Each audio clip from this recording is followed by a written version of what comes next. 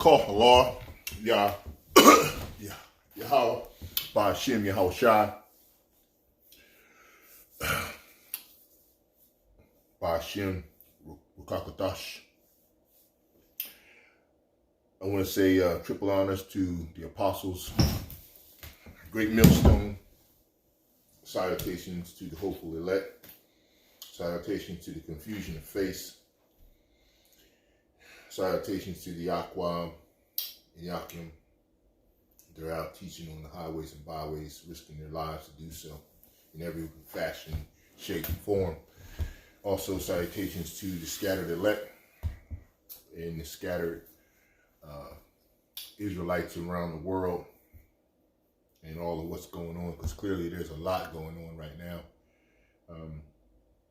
What I wanted to try to talk about today is what I call Hebrew Israelite controversy in Zion. There's a lot of controversy going on right now throughout the world, as well as within different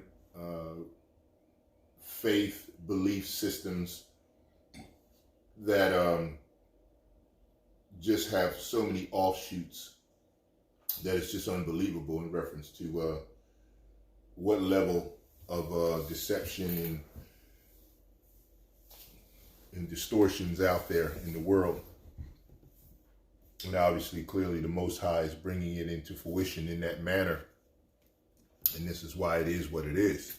So it's not as though it's uncommon or something that isn't understood by a lot of the apostles and the elders.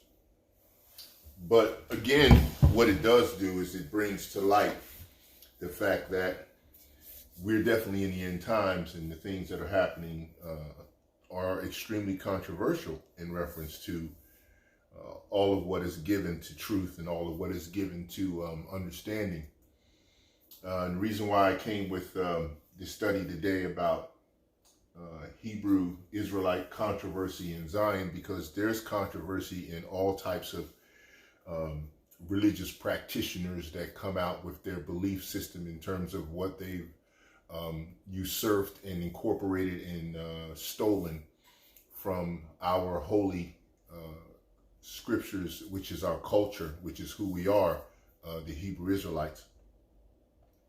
And it's been a very tumultuous situation because it's been hidden in so many ways and so many facets. I mean, just to speak in general about the fact that they've hidden our land, where we came from, what land was given to us by the Most High, YAHAWSHI, what nationality we are, who we are, and who they are, including a complete confusional controversy in reference to who the Gentiles are and who the Hellenistic and Hellenized Gentiles are, in terms of the Father scattering all of the tribes around the earth. When things started, in terms of that actual scattering, and we've been scattered quite a bit. Now, a lot of times through the first captivity that we went through, a lot of the tribes were and the people were kept together in the Babylonian captivity, in the Syrian captivity, in the Egyptian captivity.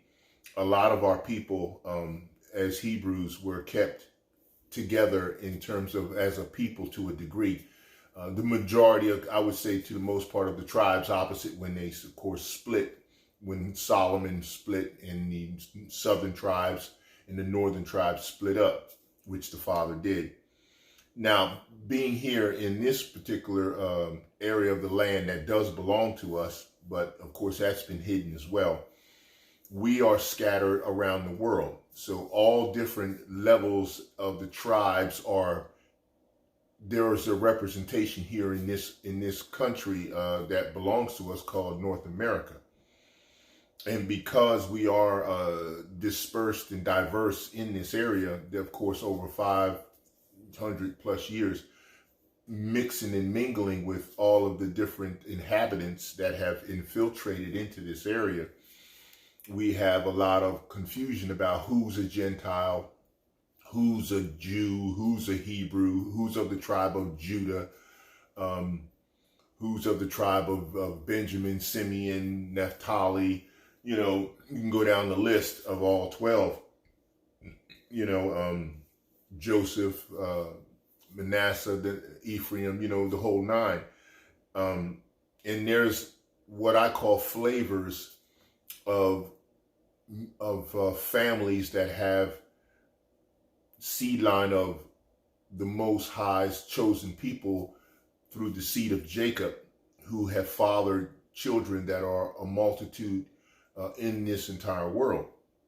And then you also have individuals who claim relationship and lineage to the 12 tribes, and they really are not of them.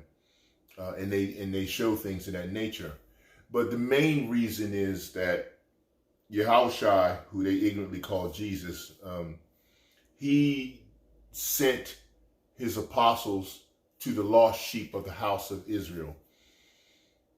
And in sending them to that, did they encounter individuals who are considered to be not of the house of Israel, and basically considered to be Gentiles to a major degree? And can they understand, and can they be looking for and wanting to acquire the salvation level upon which we were given by the Most High and chosen to have? That's a very good question, and I believe that question is very hard to answer based on the fact that there's so many different controversial interpretations that people put out here to try to speak to that part of it. Even though the Most High's word, which is coming out in leaps and bounds, and we talked about this in 2nd Ezra chapter 14 around verse 45 about the 40 books that came out that the worthy and the unworthy get a chance to have their hands on.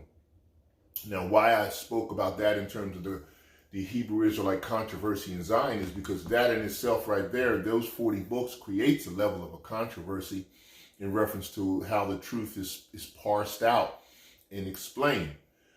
It says that the worthy and the unworthy got the books. Now, the books that we're talking about, of course, is what you see as being depicted as 66 books that were canonized by Esau, Edom, and individuals who did not have a right or don't have any authority to do this because simply this was not given to them. So if these books weren't given to them, how is it that they have a right to provide this language or this language and this knowledge and this interpretation? And they don't have the right to do that. But then they say, okay, there's 80 books. So now they say there's 80 books, and the 80 books that they're speaking about are of the Apocrypha, where there's 14 more books that were basically taken out and hidden. So why were these books hidden? There's a reason why they hid the books, and the reason why is going to be brought forth today in some of this lesson. And you'll clearly see that message. One of the good Akim that I listen to quite often, one of the brothers that's very, very versed in studying in this area, and not everybody gets a chance to study at this level. The Most High, YAHAWAH, chooses who he wants to enlighten and bring into this area of knowledge and information.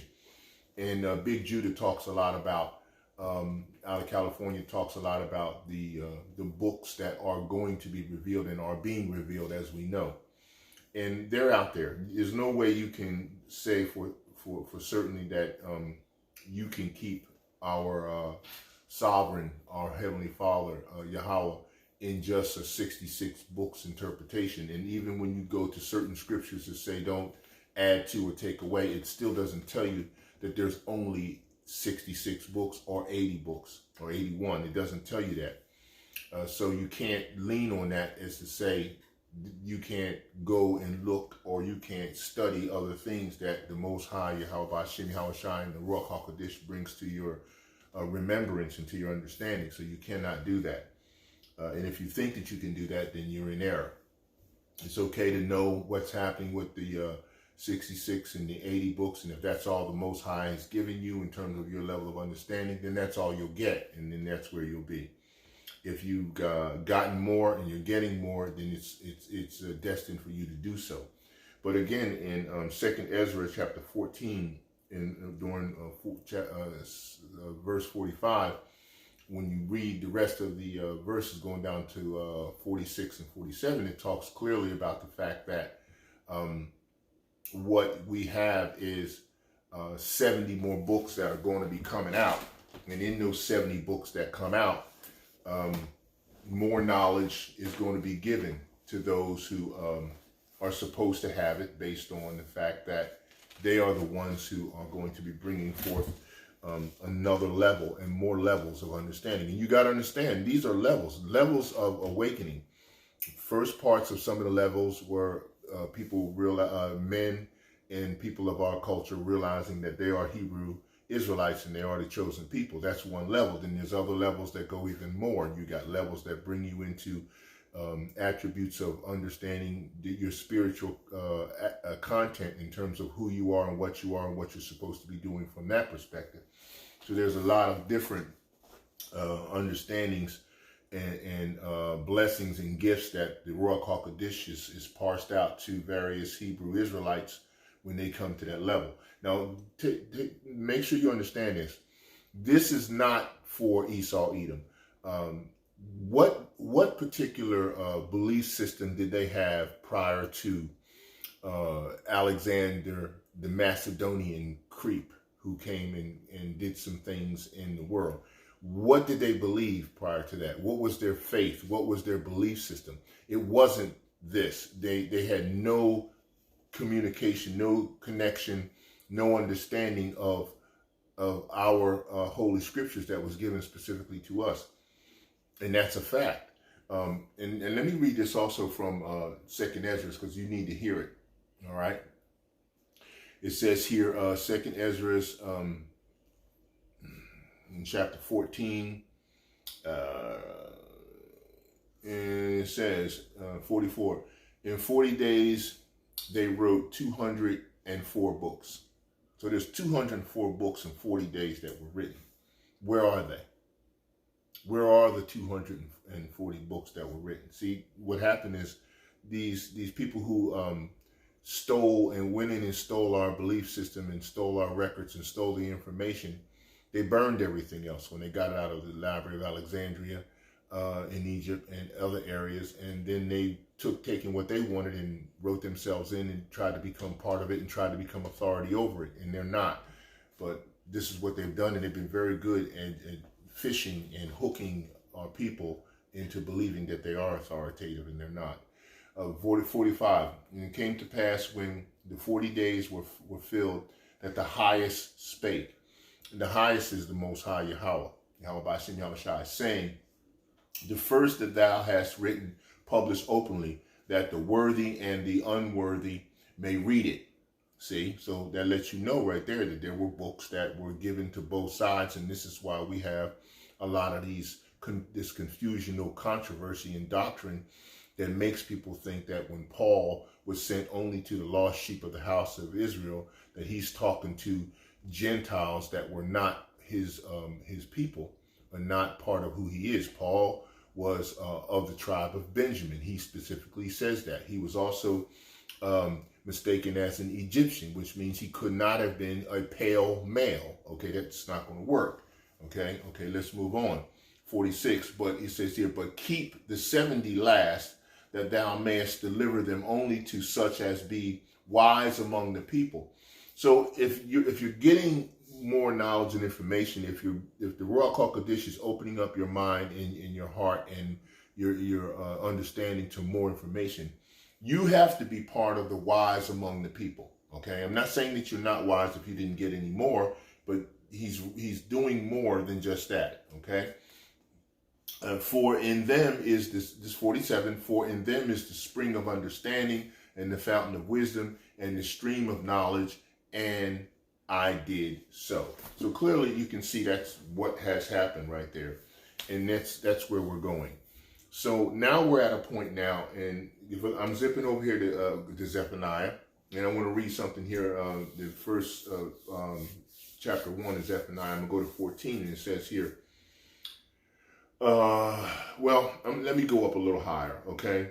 All right? I'm going to 12. And it shall come to pass at that time that I will search Jerusalem with candles and punish the men that are settled on their lees, that say in their heart, Yahweh will not do good, neither will he do evil. See, you're wrong, because he controls all sides of everything. So don't get it twisted and think that he doesn't, because he does. Therefore, your goods shall become a booty, and their houses are desolate. They shall also build houses, but not inhabit them. And they shall plant vineyards, but not drink the wine thereof. 14. The great day of Yahawah is near. It is near and hasteneth greatly. Even the voice of the day of Yahawah, the mighty man, shall cry there bitterly. That day is a day of wrath, a day of trouble and distress, a day of wasteness and desolation, a day of darkness and of gloominess, a day of clouds and thick darkness, a day of the trumpet and the alarm against the fierce cities, defense cities, Shalaki, and against the high towers. And I will bring distress upon men, that they shall walk like blind men, because they have sinned against Yahawah, and their blood shall be poured out as dust, as their flesh as dung. Neither their silver nor their gold shall be able to deliver them in the day of Yahawah's wrath. But the whole land shall be devoured by the fire of his jealousy, for he shall make even a speedy riddance of all them that dwell in the land. So this is what is actually going down right now. As you can see, the way the world is turning and the things are happening, and the things are just so horribly bad every single day. When you listen to what comes over, the deceptive television networks, they're giving you information, and they can't even hold back a lot of the stuff. They block a lot, believe me, they block a whole lot of stuff that's even worse than what they're depicting. But some of the stuff is just so bad, it oozes out. They can't block it, and they can't stop it. So it's clear that these are the things that are going on right now. And this is all that controversy, and that controversy is serious. And the reason why it's so serious is because of what they've done in this world to everybody, and how they've done it in the way that they've done it. And Esau Edom is just, he's just a horrible, deceptive individual who's been doing these things for decades, and actually kind of getting away with it because the Most High has allowed him to get away with it. So what we're going to see here is, I want you to check something out that I think is very important. Like I said, my brother Judah, he's been real good at bringing forth some information that I think is important. I've been doing some heavy study on it. I'm going to continue to do it. I'm going to let you listen to some of it, a good amount of it anyway, because it's really great. And I'm going to also follow up with some scripture afterwards, and we're going to talk about this. I'm going to get into the book of Acts, and I'm going to get into Maccabees, Ephesians, and Habakkuk, and kind of finish things off from what he was saying. But just kind of check this out and tell me what you think about it, okay? To be able to connect the dots with different books to give you the true understanding of what the Most High's plan is from the beginning to the end. I pray that this lesson, cries or at the heart of some of these people, and you get a chance to hear the truth, and you get a chance to bend your knee, bend your face to the ground, and pray to the Most High, ask for forgiveness, and ask for direction. All praises to the Most High, Yahawah. Acknowledgement to the earthly mother, who is wisdom. Old topic, and talking about dumb diversus and everything else, and how it fits the church. And Elder Al-Yil is actually a couple of states over from me, and the fact that we're on the same wavelength just confirms to me that the Spirit is working with both of us and bringing us down the same paths. And and really making his word known through the two of us. So I was going to wait and, let people kind of catch up on the videos that I have been doing, give an opportunity to kind of catch up on some of the videos, but then the Most High impressed on me to get my butt back in the office and make some more videos. So when the Most High moves me to do that, that I have to be obedient and do what he wants me to do. So I'm bringing you guys some of this information that's been downloaded to me, and in order to give more clarity and understanding, and showing how this is, the daughter of Babylon. Yes, the Americas. But how, the church and even a lot of Hebrews pretty much have taken on this Catholic doctrine of the fact that these lands over here in America are going to be destroyed because of the blood that was shed here in America. But see, that still goes with only reading the Bible.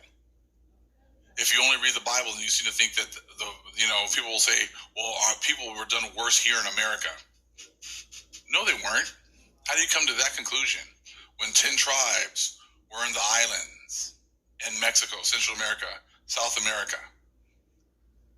There's 10 tribes that were absolutely murdered and destroyed. So how is it that the death and the suffering of 2 tribes is somehow worse than the death and suffering of 10? But when people are still stuck with just one book, limiting the Most High to only one book, then they're really forced to try to make absolutely every single thing that they hear fit into that one book. Prime example was the last video talking about the ark. And it was funny because some people were like, well, what about Second Maccabees? Second Maccabees says this. And what about, Jubilees or Jasher? It says this. I said, well, what about, I'll pose the question to you. Well, what about all the information from the 10 tribes? You're trying to take information, you're trying to take events that happened over here and then make them fit the Southern Kingdom's records. And you can't do that. There's going to be we'll get everything explained to us in the Most High's time. We're not going to understand everything and how everything works out. Here a little, there a little. Precept upon precept. We're trying to take a lot of information from the 10 tribes and decipher it and get understanding. People are very impatient and seeming to think that the Most High needs to download everything to us right away. This takes a lot of time, and it takes the Holy Spirit, and then she will reveal things on her time, on the Most High's time. Just be happy that the Most High is revealing things to us now. Maybe next week he'll reveal more things to us. But it's all about being patient. And it's funny how, when someone brings something new information, it's you want, well, what about this? And where's this? And where's that? Where's Egypt? And where's this? And, where's Canaan? And I'm like, go ask Esau.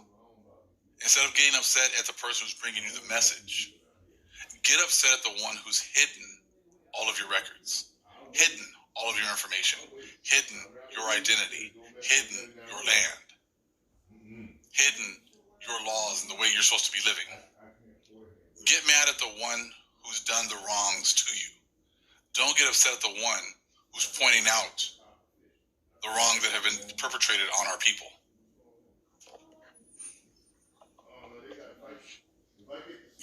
Your anger or frustration should be levied to the person that did these things to you. The Most High is now raising up men to give you knowledge and understanding in order to start to bring you back to knowledge and understanding of Him. But don't get upset because you want things done on your time.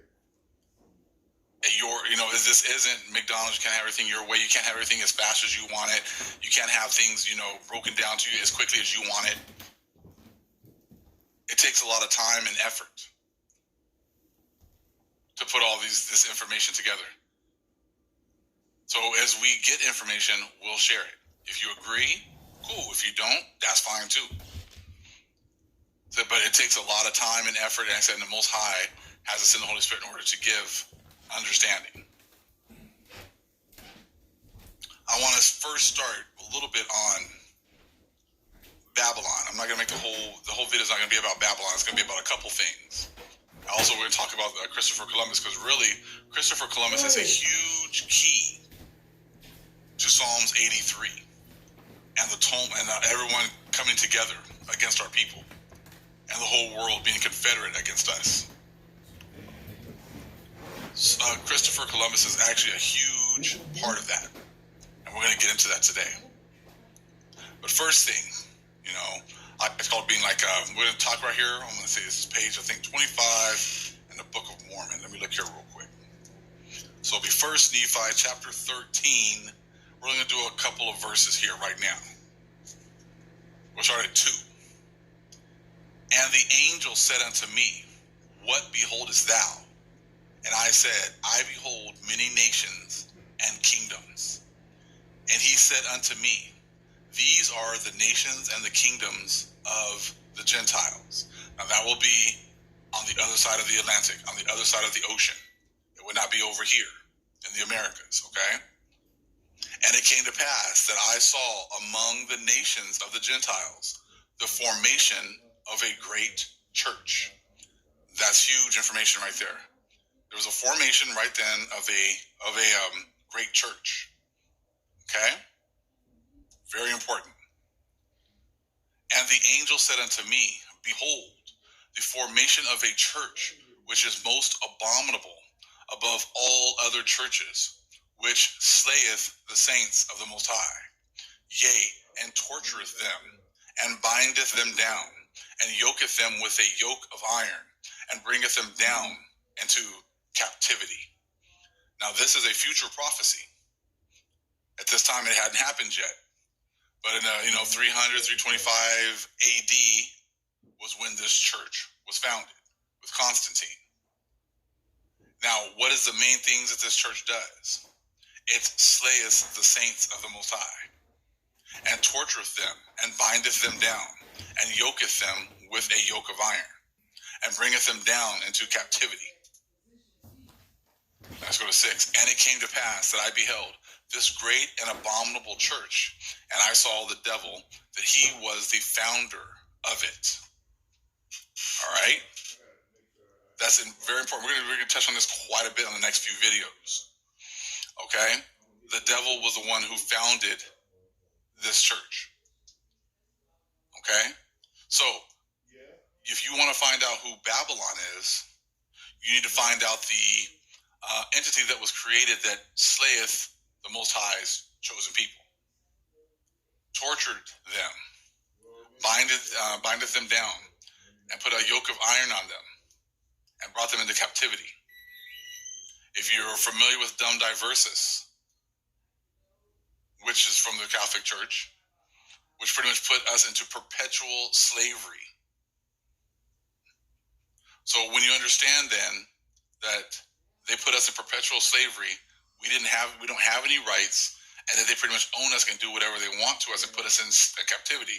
They can torture us. They killed us. That was all by the Catholic Church. And when some people keep saying, well, Babylon is America, it's funny because they just ignore all this other information, and they just regurgitate the same talking points. I swear it's like I'm talking to a politician. You know, when you used to watch politicians and you would give them questions and they would just answer with whatever talking points they have? That's what I see with Christians, and I also see with a lot of people that are in the Hebrew community. It doesn't matter how much information you say, they're going to say the same things over and over again. And what's funny is, like, they make videos every week, and it's like they talk about exactly the same thing. So I call it's not even a real video anymore. It's pretty much the same talking points with a different title. So this week we're going to talk about, they're going to make up some video, but they're going to have exactly the same information, nothing new, but put a brand new title on it and act like it's something different. You know, I'm gonna put I'm gonna have a box here. I'm gonna put a bunch of crap in it. I'm just gonna put a new, give it a new name every single week and give it to you. That's pretty much what it is. Nothing new. If we give them information, they don't talk about the information. They don't try to refute the information. They just ignore it, and they say the same things over and over and over again. Some people want the same vomit every single day or every single week. They want to feel good. That's what happened when we went to church. That's what happens when you're in a Catholic church and you have a missalette, and there's pretty much every year it's the same sermons at the same times of the year. Nothing new, no growth. That's in the Catholic Church, Christian Church, Jehovah's Witness, Mormon churches, and now it seems to be pretty much pervasive in the Hebrew community as well. Same information over and over again. Someone talked about, well, only Judah was scattered. All 11 tribes are still in Africa. Well, see, the reason you believe that is because you have to make every single thing fit in the Bible or the books that Esau approved for you. So you have to make it all fit. That's why you're still stuck with America is Babylon. Let me ask you a quick question. Was America around in 1492? Of course, I hope you would say no. So if the Most High sent Columbus over here in 1492 to kill the saints, and this pretty much here is saying that, Babylon or this great church right here was here to slay the saints of the Most High, torturing them, put them in yokes of iron and then bring them into captivity, then how could that be America? People keep saying America has all this blood on its hands. Well, so does Europe, because they're the ones who came over here and killed our people. So see, like, America doesn't fit because America didn't do all these things to the 10 tribes. There was no such thing as America. There was no such country at that time of America. So therefore, who's going to pay for the blood of the 10 tribes if you're only concerned with talking about America?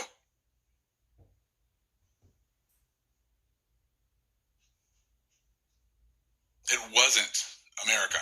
America is a relatively new country. So you can't take the sins that were perpetrated on our people by the Catholic Church and then I'll try to apply them to America. And we still are under Dum Diversus, which isn't something that America did. This is something that was actually attributed to the church. So you see that? So it can't be America. It has to be a place that was already set up before 1492. Before Columbus came over here. So what you're going to find out is that the actual church, a lot of these deacons, these archdeacons were actually the ones who at first Columbus was actually speaking with. They were actually the ones that were kind of giving Columbus a lot of his information about coming over here. Giving him a lot of clarity on biblical aspects of, as far as prophecy is concerned. They were all very well aware that the world was broken into 4 parts, and that they had only discovered 3. They knew there was going to be a 4th part.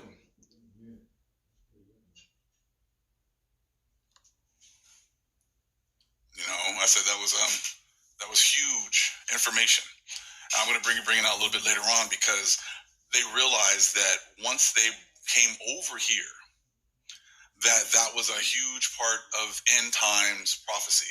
When the Most High allowed the Spaniards to come over here, the vast majority of the Christian, medieval Christian nation knew that was the beginning of end times prophecy. I will get into that also in another video. So because they knew they were not allowed to come over here. This has been the biggest secret that has been held. This is what they talk about when you talk about Psalms 83. That whole Psalms 83, when they meet and everything else, you want to know what they're talking about. Let me get to Psalms 83 real fast, just in case some people here aren't sure exactly what it says. Let me go there real quick. Psalms chapter 83. For lo, thine enemies make a tumult, and they that hate thee have lifted up the head. They have taken crafty counsel against thy people, and consulted against thy hidden ones. Now, they've taken crafty counsel against us, and consulted against thy hidden ones. Who was hidden? We were hidden. Where were we hidden? Over here in this land. the fourth part that they had never been to.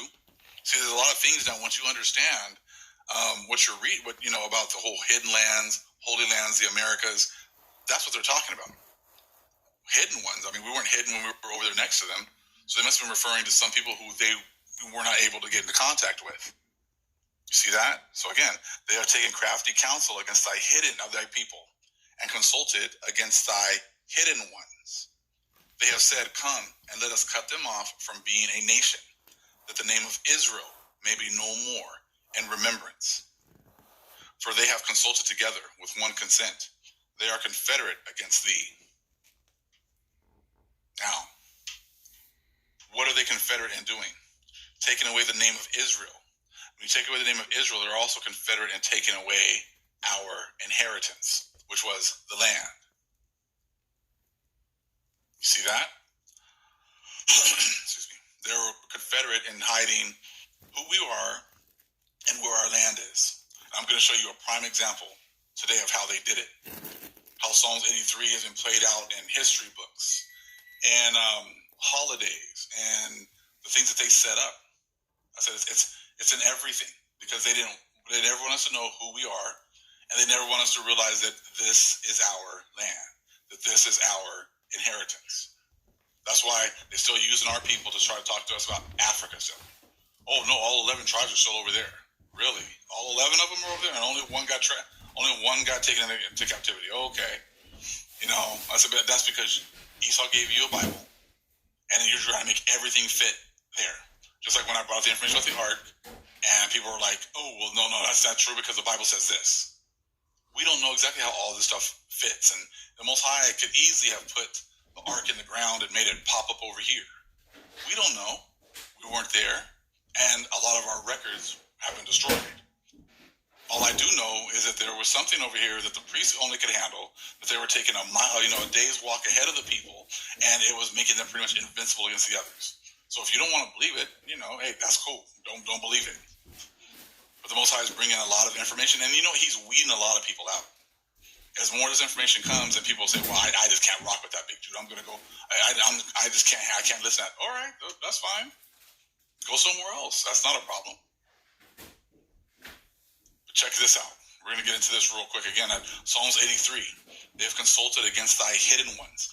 They consulted against the people that were here. They consulted against the, they came together, okay? And they have consulted against the 10 tribes that were hidden over here.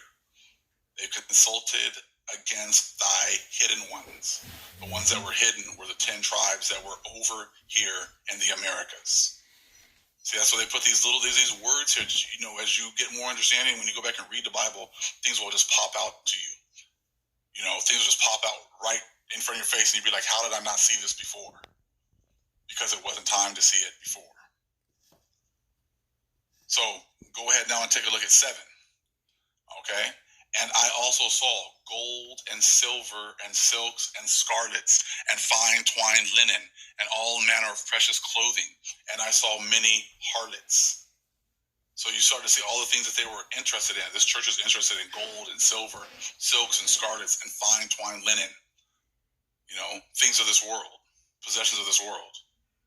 Look at 8. And the angel spake unto me, saying, behold, the gold and the silver and the silks and the scarlets and the fine twined linen and the precious clothing and the harlots are the desires of this great and abominable church. That's what they're after. They're not after saving souls. They're after gold and silver, money, possessions. Look at 9. And also for the praise of the world do they destroy the saints of the Most High and bring them down into captivity. So they destroyed the saints for the praise of the world. They destroyed us so that the rest of the world would praise them. What vast majority of people in this world are what? Catholics, Christians. They destroyed the saints and they put themselves on top. They got the blessing of the Most High. Now, this is why a lot of these books now have gone up so much. Who was the one that outfitted Columbus's second journey? Wouldn't it make sense that it would have been someone like a military person or someone who takes care of, setting up things as far as like coming over here and trying to live peaceably with the people. I would think it would be like a military person that would, if you're coming to come over to another country, it'd be someone in that kind of capacity, that plays that kind of capacity. But let's see who was the one that actually was responsible for setting up the people to come with Columbus on that second journey. Dogs of the Conquest, once again. It says in the Indies, and we know that's right here in the Americas, in our land, our promised land. In our promised land, Columbus had found a kind of Eden, whose natives, Hebrews, seemed to bend willingly to Spanish domination because we already knew that they were coming. We had been foretold by omens that we needed to just bow the neck, do what we were told, because this is a punishment for us committing, adultery by going out and worshiping false idols. Thus, he, in all probability, did not contemplate bringing dogs with him, even on his second voyage. The supplies and equipment of the fleet, however, were left by the sovereigns to the discretion of their personal chaplain, the shrewd Archdeacon of Seville, Juan Rodriguez de Fonseca. So hold on, you're going to leave, the outfitting of a expedition to the New World to a priest? To the church? That doesn't make any sense. If you're the king and queen, you should have some power, right? You would leave it to the church? I mean, if I'm going to take an expedition, or I'm going to try to go to the moon, would I go to a church and have them set everything up for that expedition? I mean, of course we wouldn't. So why are they allowing, an archdeacon to be the one to set up everything for this next expedition to the New World? Because the church runs the world. That's why. The church is run by the devil, and the devil runs the world. The world is given into the hand. The world is given to the hands of the wicked. The devil set up the church, and the church runs everything. So that's why you got this right here. The supplies and equipment of the fleet, however, were left by the sovereigns to the discretion of their personal chaplain, the shrewd Archdeacon of Seville, Juan Rodriguez de Fonseca. This prelate's perception of the true purpose of the venture. So he's saying he's telling what you want. They tell you what you want to hear in the books. Oh, they were coming to convert the natives. No, that's not what they were coming over here for. What did it tell you before that they were coming after? Look at 7. And I also saw gold and silver and silks and scarlets and fine twined linen and all manner of precious clothing. And I saw many harlots.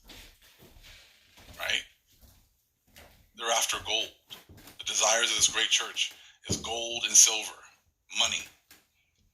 So when it says right here, the prelate's perception of the true purpose of the venture and his knowledge of the Spanish character made him keenly aware that the Renaissance crusaders would find dogs indispensable in a pagan world. The monarchs specified a kind of loving treatment of the Indians on Columbus's second voyage.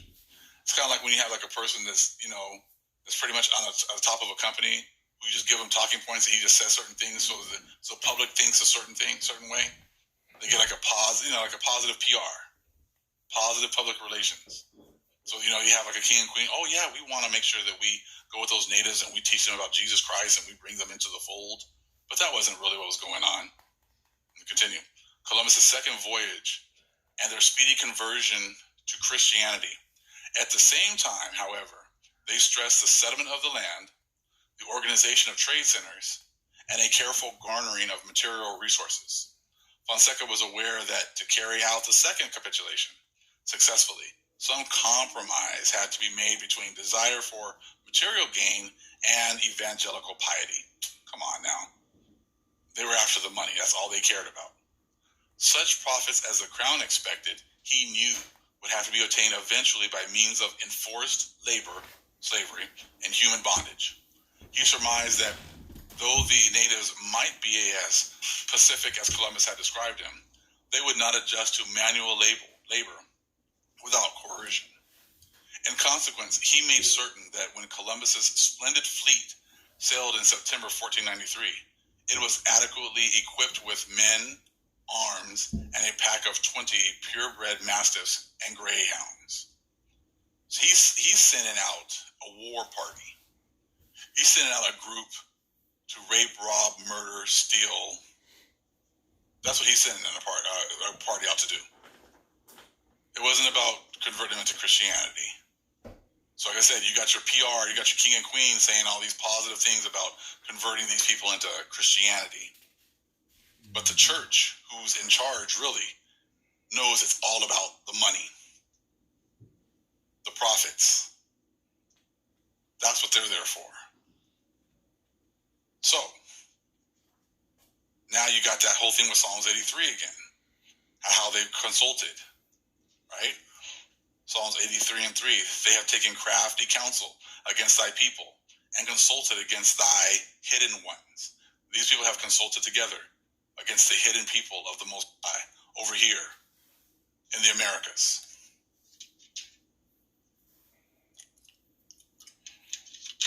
Now we're going to get into some real good stuff right now. Okay? Now, I had ordered Christopher Columbus's Book of Prophecies. And I spoke of that last video, how I paid $90 right before I put the video out. And then the price went up within 5 to 7 hours. It's over $300. So I, a couple days later, got my package. And I was hoping, to see the book that I showed you guys 2 videos ago. And I opened it up and I got this book, which you could actually get for $15, $16 on Amazon. So we know there's some shenanigans going on, and they don't want to give me my book. But the Most High already, took care of that situation. But I was pretty pissed when I first got this. I opened up my package, and this is what I got. So, but I said, you know what, Father, I know that you do everything for a purpose. So I would have never ordered this book, but let me see what's in the book. When you have that Christopher Columbus's Book of Prophecies, this book is actually written by Christopher Columbus. So it's a first-hand point of view. So you're getting what Christopher Columbus was really thinking at this time. It was a primary source, and it's funny how a lot of Edomites and people always try to say, well, that's not a first-hand account or a primary source, and that's a secondary source, and this, and that. Well, check out what they were doing with Christopher Columbus's primary source. This is actually from the Christopher Columbus's Book of Prophecies, page 20. It says, books abound on the life of Christopher Columbus and the historical circumstances of the discovery of America. Nevertheless, little attention has been given to the primary sources, the writings of Columbus himself. That's weird. If we want to know what Christopher Columbus was thinking, wouldn't it make sense to actually go to his own writings and find out what he was thinking? But that's not what these people do. These people pretty much make up their own fantasy about what Christopher Columbus was thinking and make up their own story and don't even listen to what Christopher Columbus wrote about what he was doing himself. Again, it's really important. Nevertheless, little attention has been given to the primary sources, the writings of Christopher Columbus himself. I'm going to show you exactly why little attention has been given to the primary sources. This all goes back to Psalms 83 and their crafty counsel. So that's why I know the Most High was in this. When he sent me this book, and at first I was upset, but then I took a little bit of time and really dug into this book a little bit. Because on the back of this, and the back of the other book, of the Book of Prophecies, there's a whole bunch of verses, Bible verses. And I was like, that's great. There's a whole lot of Bible verses, but how would I use this information? Well, then a couple days later, I get this book, which pretty much shows me exactly how these verses work. I was like, oh, all right, now I get it. And if you don't really compare the 2 books, you won't understand what's going on. All right, now what's amazing is how society has worked, how society works.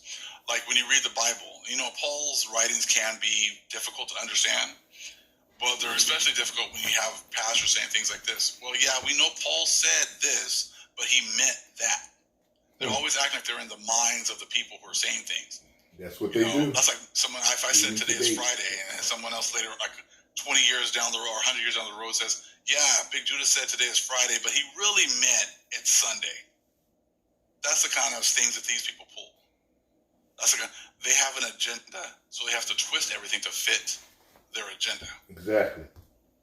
Let me show you how they did it with this book right here.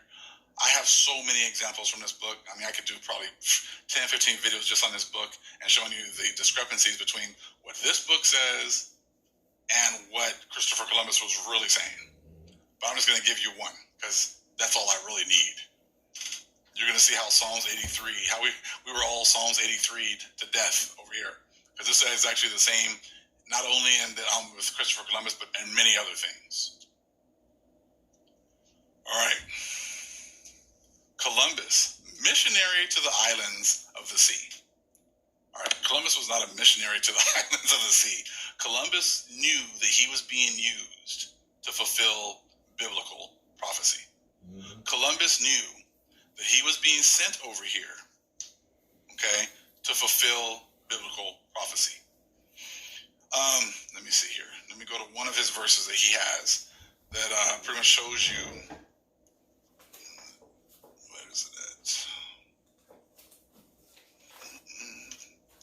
Hold on. I mean, it's quite a few. But he actually used Baruch for one of the verses that he used to justify what was going on. And it was pretty much bringing a nation from a far distance over here to destroy you. Let me find it. But yeah, so they're going to do certain things here, shady stuff, which they're pretty good at doing. A lot of shady stuff, hiding information. Just like what would happen when we went to church. How they would tell you only part of a verse, and then they would just tell you some stories. That's exactly what's going on here. But that's what's been going on for quite a while. Let me see. I think I'm almost there. Maybe. Let me see. I have notes all over the place. So what I'm looking for, there it is. Baruch 4 was actually on folio 40. All right, so just so you understand, this was on Columbus's own writings. This is in his book, Christopher Columbus's Book of Prophecies, and I showed it on like 2 videos ago. Folio 40. So he put as one of the justifications for him coming over was this, that he knew he was being brought over here for this reason. Baruch 4. He brought a distant nation down on them, a ruthless nation, speaking a foreign language. They showed neither respect for the aged nor pity for the child. Now you're wondering why these books and the Apocrypha have been hidden? Again, this is what Columbus was, one of his justifications, and how he knew he was going to be brought over to the 4th part of the world that had not been discovered, because this was one of the prophecies that needed to be fulfilled, that had not been fulfilled as of yet. So he wrote, Baruch 4. He brought a distant nation down on them, a ruthless nation, speaking a foreign language. They showed neither respect for the aged nor pity for the child. This book is full of verses like this. So these guys knew exactly what was going on. They knew that they had not been allowed to come over here. They knew that Columbus knew that he was being called to come over here. And if he was being called to come over here and he was using verses like this, he knew he was being called to destroy the people that was over here. Maybe not him himself, but, the people over there in Europe were going to be allowed to come over here and destroy the hidden ones. And they were going to do everything in their power to hide this information. That's your Psalms 83. That's what the United Nations talks about. How do we keep them from knowing who they are? How do we keep them from knowing where their land is? How do we keep them from understanding that we were used to come over here and destroy them for a time? That's what they talk about. Let me show you how they do it. Check out this one right here. This was chapter 7 in the book that I got from the Christopher Columbus, His Life and Discovery and Light of His Prophecies. I want to say, I think that's maybe page 115. Yeah, page 115. We're only going to take a look at the top. That's all we need to do. Listen to me, you islands. Hear this, you distant nations. So they said that comes from Isaiah 49 and 1. That's actually from Folio, page 32, the reverse side. Okay, from the book of prophecies. So if you only read this, you would think, oh, okay, listen to me, you islands. Hear this, you distant nations. Okay, I mean, you know, Isaiah 49 and 1. All right, you would think that maybe that's all there is. This is the Folio 32, the reverse side. And look at the bottom. It says Isaiah 49, 1 through 6. So they only gave you one verse, and they just kind of let us out the other 5. So let's read that. Listen to me, you islands. Hear this, you distant nations. Before I was born, the Lord called me. From my birth, he has made mention of my name. He made my mouth like a sharpened sword. In the shadow of his hand, he hid me. He made me into a polished arrow and concealed me in his quiver. He said to me, you are my servant, Israel, in whom I will display my splendor. But I said, I am honored in the eyes of the Most High, and my power has been my strength. He says, it is too small a thing for you to be my servant, to restore the tribes of Jacob, and bring back those of Israel I have kept. I will also make you a light to the Gentiles, that you may bring my salvation to the ends of the earth. Now, that's 6 of the verses, but the key is what he wrote before this. In Isaiah 46, 10 through 13. Now remember what I just showed you in Baruch. He already knew what he was coming over here for. So he was giving you this other verse right here. My purpose will stand, and I will do all that I please. From the east, I summon a bird of prey from a far-off land. So that's your eagle. That the German, I'm sorry, not the Germans, but the Greeks had used, the Romans had used, the Edomite nations had used. He's summoning a bird of prey. He's summoning these people from a far-off land, a man to fulfill my purpose. Okay, and what was that purpose? Go back to Baruch 4, to destroy the people that were here. What I have said, that will I bring about. What I have planned, that will I do. The Most High has set out his plan. What he said he was going to plan, he's going to do it. The things he said, he's going to bring them about. Now remember, years before this, we've been getting omens over here that the Spaniards were going to come and destroy us. So we already knew what was going on. We knew that these people were coming. The Most High knew it. Columbus also knew it. That's why he's picking these verses and using these verses as justification for him being brought over here. He was for sure he was going to make it over here. Where others had failed, he knew he was going to make it because he had the Spirit guiding him and telling him that he was going to come over here. And he was going to be a fulfillment of this prophecy. Let me continue. What I have said, that will I bring about. What I have planned, that will I do. Listen to me, you stubborn-hearted, you who are far from righteousness. That's talking about us. The things he said was going to happen to us, because we didn't listen, this is what's happening. I am bringing my righteousness near. It is not far away. So he's bringing these other people. The righteousness is him destroying us for us breaking his laws. He's bringing it, and it wasn't far off. These are the verses that Columbus picked. Okay? And my salvation will not be delayed. I will grant salvation to Zion, my splendor to Israel. Now, that's what's going to happen at the end of our captivity to these people. So Columbus was well aware that he was fulfilling biblical prophecy, that he was going to be brought over here to fulfill biblical prophecy. But if you go back to these books that they use, they didn't make any reference to that verse right there. They only talked about Isaiah 49:1, picked out one verse and that was it, and leave out all this other information. They left out Isaiah 46:10 through 13.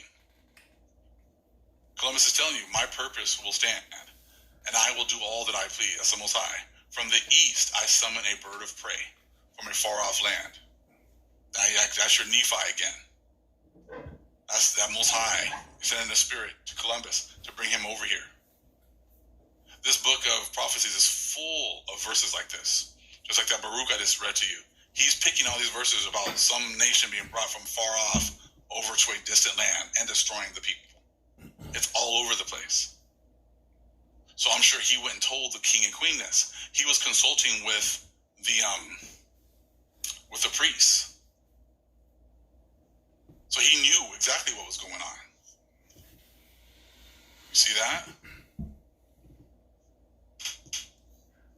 So now, he also knew that this was the beginning of final end days prophecies. How is that? Because this was our last captivity. At the end of this captivity, there's no, hey, you go back to your land, we'll go over to ours, and then you guys have an opportunity to come back and do this to us again. Nah, this is going to be it. This is when the Most High is going to crack those skies open, send everyone back to their lands. And he's going to restore us back in our lands, and he's going to protect us here.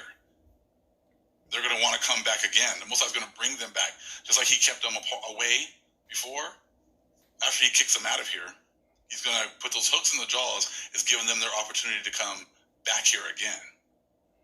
And they're going to try to come and take a spoil once again like they did before. But this time the Most High Son is going to stand up for us. You see how all this is now coming together.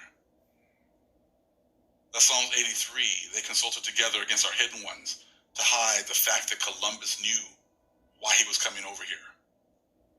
The fact that the Christians over there knew that this was an end times prophecy, and that him finding these lands over here and these people was a fulfillment of biblical prophecy. They were well aware of this, but they had to hide all this information from the world. So now they come up with, well, he was looking for a trade route to Africa or to Asia. Well, I don't know what biblical prophecy he's trying to fulfill, finding a trade route to Asia. He was trying to come and find, the promised lands, and that's all over the place too. I'm going to give some more examples of this later on. But Psalms 83 is when, keeping the fact of who we are away from us, and the fact that they came over here and they destroyed us on our lands and put us on our own lands and took the spoils of our lands. They try to hide all that information. They try to make it sound like there was no one, well, we killed everybody else off, so now it's our lands. The greatest, biggest secret is who we are, and that these were our lands, and that they were only brought over here by the Most High to pretty much make us jealous by destroying us and putting us at the bottom. All the prophecies in the Bible, are coming to fruition, are being fulfilled. This was the last captivity. And now the Most High is awakening men like myself and Elder Al Yule to bring that information. He's also using other brothers like, Karimio, UB News, The Drop, Lex Will, many others, Lil Moray. Obadiayahing. There's a lot of sisters too that are bringing out a lot of this information as well that the Most High is using. So the Most High has awakened quite a few of us to bring this information, this knowledge and understanding out to the people. So we can call our brethren back as well as the chosen Gentiles that the Most High has chosen to get this information back as well before all hell breaks loose.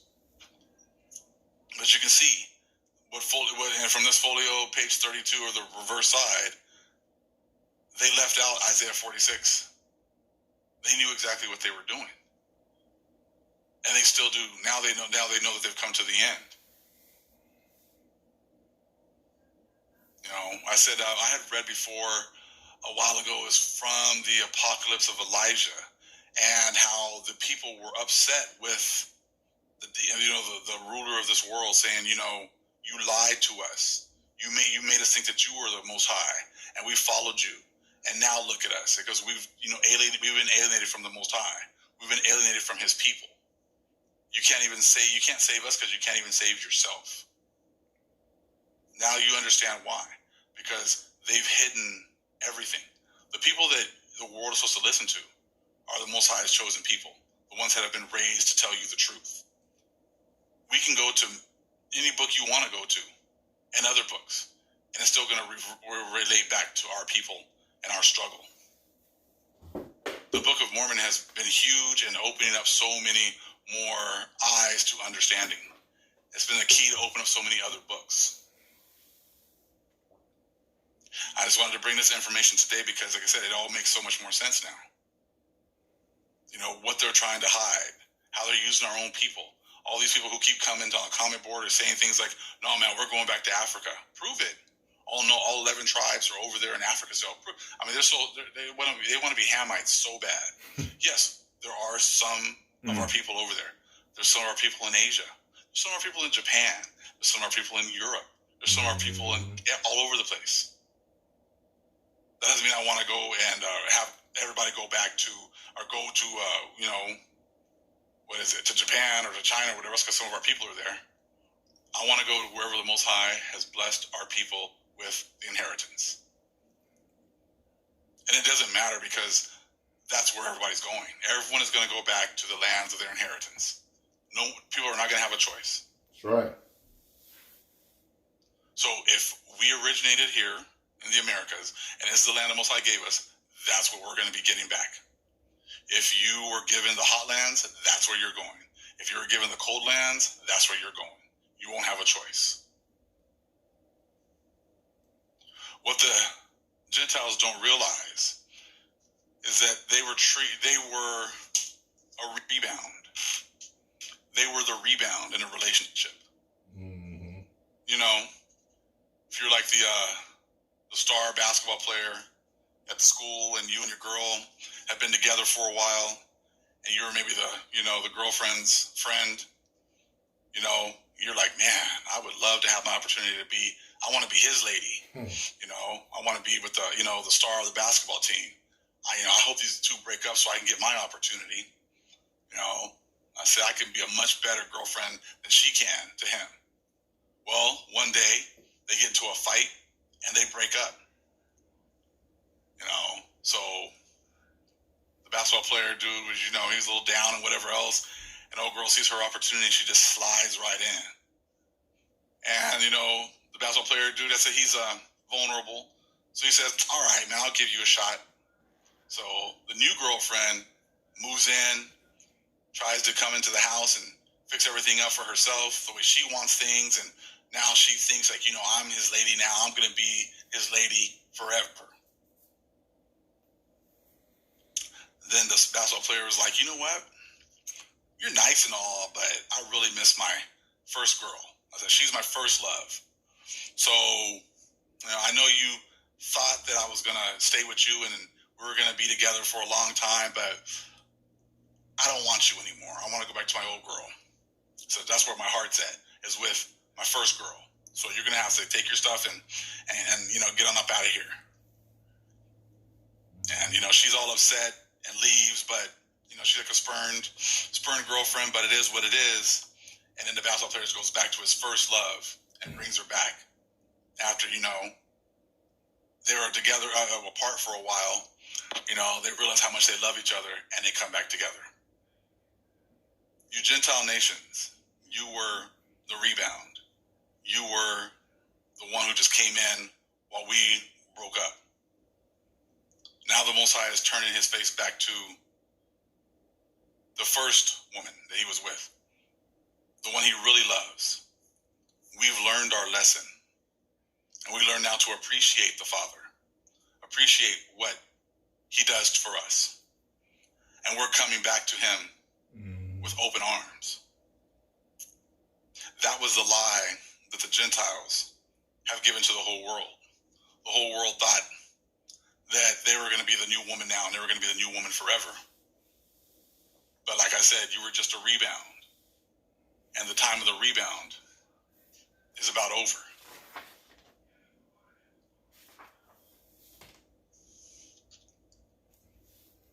Okay, that's what we're talking about.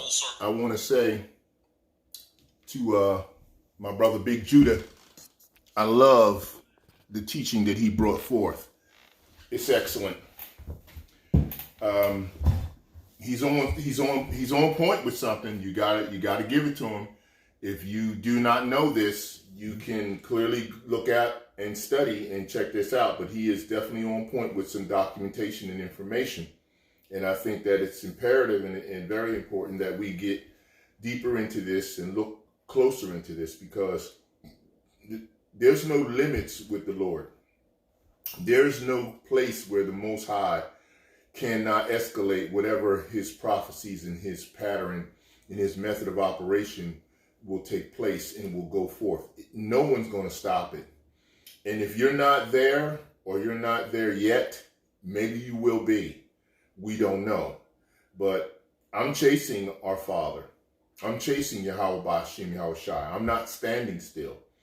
I'm not just sitting here and saying, all I got is just this and I don't know nothing else. I want more of my Father, my Heavenly Father, YAHAWSHI. I want more of him.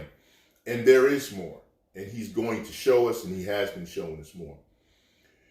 And at the same time, he's chastising us Israelites who will not come out of abominable churches. He's chastising Gentiles. He's chastising everybody in the world, because this is his world and he controls all of it. And he will use whomever he wants to in whatever spirit he wants to. If he wants to use the spiritual demon Satan to chastise a people, he will do it. He does all. He controls all. And don't ever think that he doesn't. I'm going to read something from Habakkuk, and I'm going to go ahead and close this out because it's been long. But the book of Habakkuk, chapter 1. The burden which Habakkuk the prophet did see, O Yahawah, how long shall I cry, and thou wilt not hear? Even cry out unto thee of violence, and thou wilt not save. Why dost thou show me iniquity, and cause me to behold grievance? Question. For spoiling and violence are before me, and there are that raise up strife and contention. Like I said, the Hebrew Israelite controversy of Zion. Therefore, the law is slacked, and judgment doeth never go forth. For the wicked doeth compass about the righteous. Therefore, wrong judgment proceedeth. And we can see that. Even to the point where this Amber Geiger chick who shot both and John, I don't think she'll get away with it. I don't believe she's going to get justice for us. There's no justice for us. They our possessors slay us and are shown and chose not guilty. That's roughly paraphrased, but you know what I'm saying. Behold, ye among the heathen, and regard and wonder marvelously, for I will work a work in your days which ye will not believe, though it be told to you.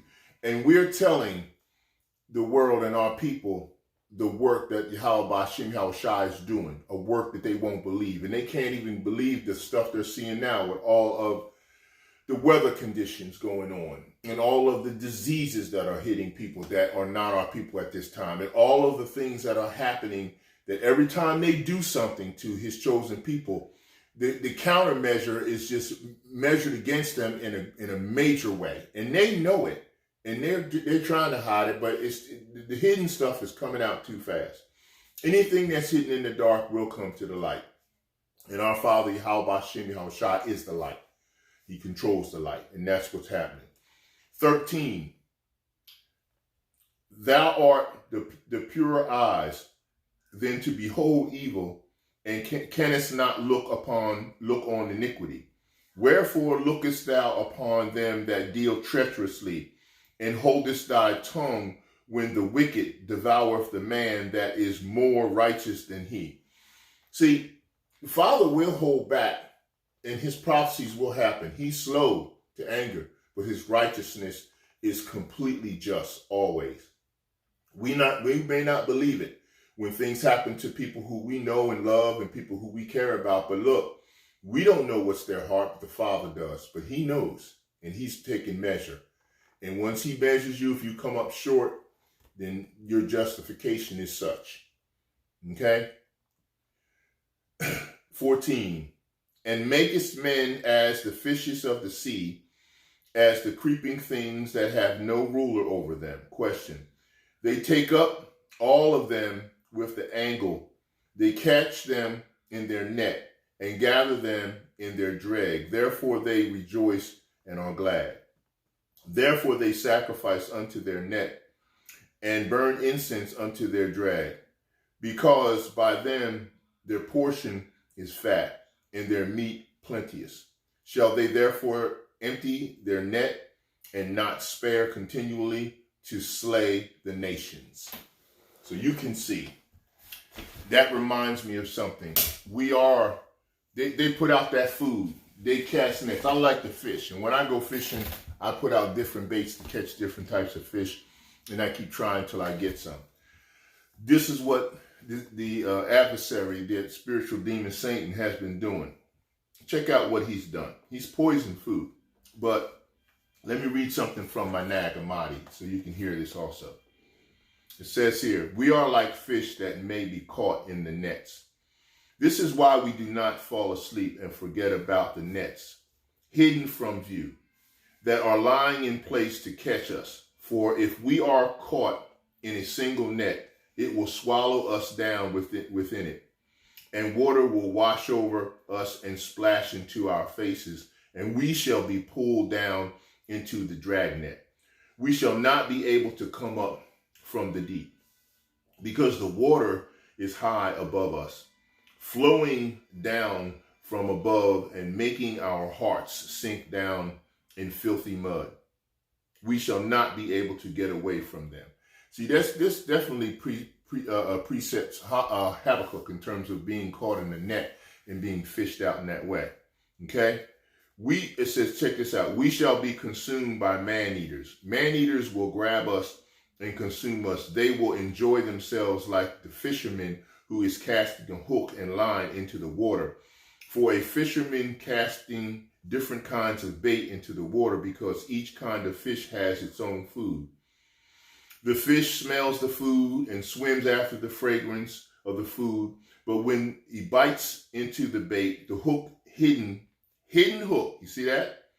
Hidden within, snares it and draws it up by force from the deep water. Nobody can catch a fish down in the deep water unless a fisherman finds a way to trap it by tricking the fish with food, and the fisherman has caught the fish on a hook. And this is a lot of what you see in terms of the different religious practitioners and the things that they use.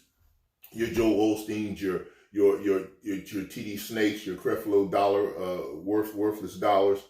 They are using food that is attractive to the people that they're dealing with, who may just be some elect and some of the 2/3, and they're hooking them and trapping them and pulling them in, and they're getting them and they're keeping them in this deception and their delusion, and they're keeping in their subliminal seduction, and they're doing a job of making sure that they give them what they want to hear, give them the food that they want to eat.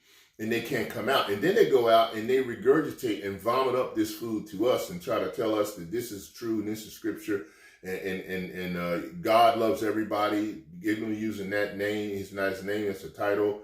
They try to say YAHAWAH loves everybody and everybody can be saved. And that's just not scriptural, and it doesn't fit within any of all the books that the Most High has put out here.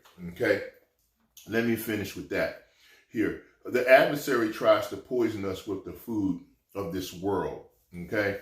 We live like this in this world, like fish. The adversary is on the lookout for us and is lying in wait for us like a fisherman to catch us. The adversary is delighted to consume us. He dangles many kinds of food before our eyes, the stuff of this world, because he hopes to make us desire just one kind of food and to taste only a little of it, that he then may catch us with his hidden poison and take us from freedom into slavery, which is what happened, right? For when he catches us with a single kind of food, we can not help but desire the rest of the food. In the end, such things become the food of death. You see what I'm saying? This is what we're talking about. The devil lies in wait with food. These are the kinds of food which the devil lies in wait for us. First, he plants pain in your heart so that you feel heartache over something trivial in this life. And he catches us with his poisons. After he introduces the desire of an article of clothing or a document or information that you think is good to your mind and your spirit, and so that you will be proud of it, and then the love of money, pride, vanity, envy, reveling, envy, beauty of body, and covetousness. The worst of all these are ignorance and laziness. And this is what you have with a lot of people who say, no, I'm not going to research or study anything else. I'm going to stick with what I have. I don't know no more. I don't want no more. That's that laziness. That's that stubbornness. All such kinds of food the adversary prepares in an attractive way and spreads it out before the body. The adversary wants to make the thought of the soul turn the soul to some kind of food, and thus he hopes to overwhelm her, or the soul. As with a hook, he draws the soul by force in ignorance and deceives her until she conceives evil and bears fruit of manner and behaves badly, pursuing many desires and cravings, seduced in ignorance by the pleasure of the flesh in this wicked world that was turned to Esau, Edom. Job chapter 9, verse 24.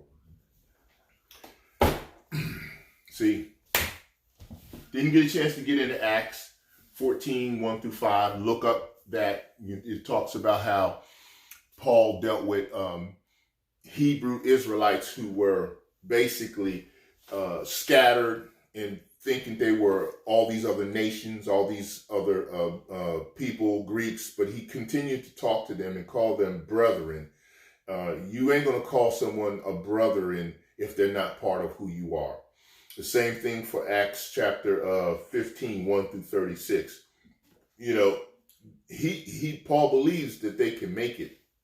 And he goes back to see how they're doing, but obviously the deception from the hooks and the lines and the food that's being fed by the adversary is being pushed on them. Esau, Edom is just terrible. This is what he does, and this is how he hooks people.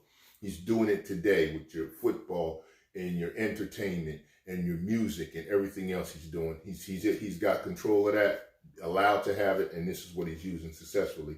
This is not new. This happened in 1 Maccabees chapter 1, 11 through 15, when wicked men from Israel went and got into becoming Greeks, becoming Hellenized. They wanted it. They asked for it. They went to the king and asked for the license to do this. This is roughly paraphrased, but you can go and read that from that book.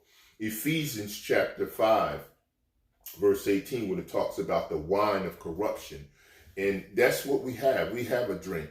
This drink that they're drinking all the time is being poured out onto the people. And this is what's causing them to have so many different disparaging understandings about who Hebrew Israelites are, who Christians are, who so-called Jewish people are.